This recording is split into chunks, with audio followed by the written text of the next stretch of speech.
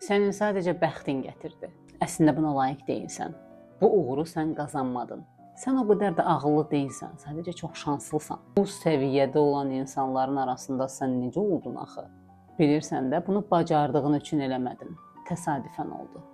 Bir səhv eləsən hamı anlayacaq ki, sən saxtakarsan. Bilirsən ki, dünyada ən məşhur həkimlərin, psixoloqların, sənətkarların, hətta Nobel mükafatı sahiblərinin belə beynindən bu cümlələr keçir. Bir gün ortaya çıxacaq ki, bu yerdə olmağımın səbəbi həqiqətən uğurlu olmağım və bacarıqlı olmağım yox, sadəcə bir şansdır. Bunun elmi adı imposter sindromudur. 1978-ci ildə Pauline və Suzanna tərəfindən təsvir olunub. Onların araşdırmalarına görə peşəkar qadınların böyük hissəsi öz uğurlarını ya bir şansa, ya bir başqasının dəstəyinə bağlayırlar. Sonrakı illərdə aparılan elmi araşdırmalar göstərdi ki, imposter sindromu sadəcə qadınlarda yox, kişilərdə də eyni təsir gücünə malikdir.